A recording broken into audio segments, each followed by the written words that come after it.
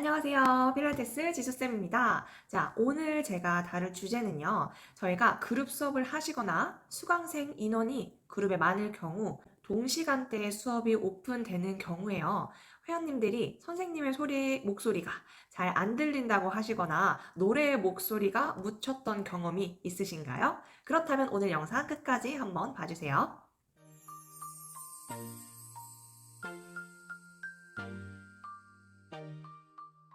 저희 운동 강사는요, 회원이 몇 명이시던 간에 7명이건 8명이건 단체 레슨에서는 저희의 목소리가 회원님들에게 잘 전달이 되어야 합니다. 명확하게 소리를 전달할 수 있어야 더 이해도도 높고 수업에 대한 만족도도 높으실 수가 있겠죠. 그래서 목소리가 너무 작아서 안 들리거나 발음이 뭉개지거나 웅얼웅얼 거리게 된다면 듣는 사람의 입장에서는 답답할 수 있고요. 그것 또한 수업의 만족도로 이어지지 못하게 될 것이라고 생각합니다.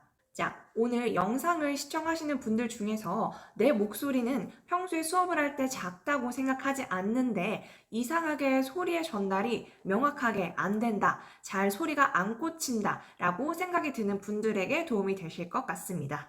이 문제는요, 속에서만 웅얼거려지는 소리를 밖으로 꺼내는 연습을 해주셔야 합니다. 예로 제가 허리 운동이라는 그냥 옆에 있던 책을 하나 한번 읽어볼게요. 당신은 당신의 척추 중립을 찾고 유지하는 것이 첫 번째 달 운동이라는 것을 알게 될 것이다. 통증이 거의 또는 전혀 발생되지 않은 상태로 등을 대고 눕거나 등의 이완을 유지하면 통증이 가라앉는다. 그냥 대충 읽었어요. 대충 읽었는데 그냥 발음을 잡지 않고 그냥 밑으로 다 흘려보내듯이 제가 발음을 해서 얘기를 했는데, 발음을 꺼내주실 때는 이 밖으로 앞으로 꺼내서 소리를 내는 연습을 해주셔야 발음이 상대방의 귀에 정확하게 꽂히면서 말귀를 한 번에 알아들으실 수가 있어요. 발음을 이 밖으로 꺼내는 연습을 해서 말을 하면요, 당신은 당신의 척추 중립을 찾고 유지하는 것이 첫 번째 운동이라는 것을 알게 될 것이다. 통증이 거의 전혀 또는 발생하지 않은 자세로 등을 대고 눕거나 등의 이완을 유지하면 통증이 가라앉는다 라고 읽을 수 있습니다. 첫 문장만 한번 말해볼게요. 당신의 케겔 근육을 찾아라 인데요, 당신의 케겔 근육을 찾아라가 아니라 명확하게 내가 소리를 여기 앞에다가 꽂는다고 생각하면서 당신의 케겔 근육을 찾아라, 단어마다 끊어서 명확하게 발음을 해주시는 겁니다. 이 둘의 차이점은요, 발음을 입 밖으로 꺼내서 씹어주냐의 차이입니다. 발음이 정확해도 입 안에서 머금고 있는 소리는요, 이것보다 덜 정확하게 들리실 수 있고, 그리고 좀 더 답답하게 느껴지실 수도 있어요. 앞으로 꺼내준다는 느낌을 주시면 더 시원하고 명확하게 얘기를 하실 수 있습니다. 그리고 저는 필라테스 강사 이전에 폴댄스 강사를 했었는데요. 폴댄스 강사를 했었을 때는 한 타임에 수용 인원이 한 19명 정도, 최대 19명 정도 들을 수 있었어요. 거기서 신나는 노래도 틀어놓고, 그리고 홀도 굉장히 넓었고요. 층고도 넓었기 때문에 소리가 그냥 내면은 엄청 퍼지게 들리기 때문에 되게 명확하고 크게 내지만 소리가 잘 들리게 찔러서 내야 되고 생각을 많이 하면서 소리를 냈어야 됐어요. 퍼지게 소리를 내면 아예 들리지가 않아서 음악에 묻혀버리기 때문에 소리 내는 거에 대해서 굉장히 신경을 많이 썼었고요. 저는 그때 일을 했을 때도 목이 아프다는 생각은 잘 안 들었던 것 같아요. 소리를 어떻게 크게 내는데 목이 안 아프게 내는 방법이 있을까요? 소리의 울림통을 사용해 주셔야 되는데요. 예를 들어 저희가 식당에 주문을 하러 갔다고 생각을 해볼게요. 식당에는 손님이 바글바글하고 주문을 하기 위한 벨도 없어요. 누르는 벨도 없기 때문에, 근데 직원을 그냥 부르면 내 목소리가 묻힐 것 같은 거예요. 그래서 저기 멀리 직원이 있는데 내가 그 사람을 한 번에 불러야 돼요.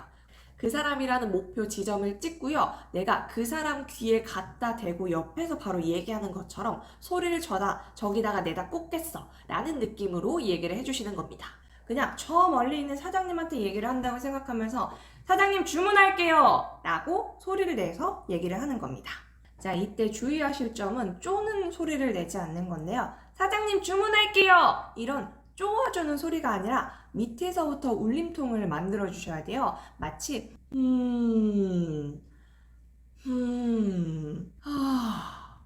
약간 한숨을 쉬듯이 내 몸속, 여기 가슴 안에 울림통이 있다고 생각하면서 발음을 해주시는 겁니다. 쪼아서 내는 소리를 내게 되면 굉장히 듣기 싫을 뿐만 아니라 성대가 올라가면서 목을 쪼이게 내는 소리이기 때문에 목이 나중에 아프실 수도 있어요. 여기 울림통으로 지하 공간을 뚫어준다는 느낌으로 소리를 묵직하게 내주실 거고요. 아무도 없는 공간에서 먼저 연습하셔도 좋습니다. 저도 처음에는 그렇게 시작을 했었고요. 지금도 혼자 책을 읽으면서 발음하는 연습들을 많이 해주고 있어요. 오늘의 핵심은 방 안에서 혼자 있을 때 연습을 해보시고 내가 공간이 울릴 수 있는 공간이면 조금은 좋겠죠. 그래서 가게에서 주문을 한다고 생각하는 거예요. 혹은 내가 단체 레슨을 한다고 생각해 보시고 시퀀스를 짜서 그 내용을 토대로 그냥 내가 실제로 레슨한다고 생각하듯이 계속 발음을 연습해 주시는 건데요. 레슨을 많이 해보지 못한 초보 강사님들에게 적절한 방법들은요. 대본을 쓰시는 걸 추천드리고 대본을 써서 그냥 그걸 계속 읽어보는 겁니다. 내 큐잉이 내 입에 익숙해질 수 있어야 하고 이게 익숙해져야 회원님들 앞에서도 익숙해지게 나올 수 있는 거니까요. 예를 들어서 양발 풋바에다 올려주시고 다리는 골반 넓이로 벌리실게요. 골반은 임프린트로 만들어주시고 고개는 시선 천장 바라봅니다. 라고 얘기를 한다고 해볼게요. 제가 말을 연습한다고 했을 때 양발 풋바에 올려주실 거고요. 다리는 골반 넓이, 골반은 임프린트로 만들어주시면서 시선은 천장 바라볼게요. 라고 연습을 또박또박 그리고 천천히 하는 연습을 해주셔야 합니다. 많은 사람이 들을 수 있게 울림통을 크게 얘기를 해주면서 발음도 적절하게 씹어주시고 크게 내는 연습을 하시는 겁니다. 근데 크게 낼 때 내 목이 아프면 안 되고요. 발음을 정확히 씹어주지만 안에는 또 울림통이 어느 정도 있어야 목소리가 쪼이지 않고 그대로 넓게 소리를 얘기하실 수가 있어요. 그래서 지금부터 여러분들이 목 관리를 해주시고 지금부터 저와 함께 말하는 연습을 차근차근 해주시면 조금 더 강사 생활에 도움이 될 뿐만 아니라 목이 아파서 수업을 못 하시는 분들도 생각보다 많기 때문에 강사 생활의 수명이 더 늘어날 수 있겠죠. 오늘 영상 끝까지 봐주셔서 감사합니다. 안녕!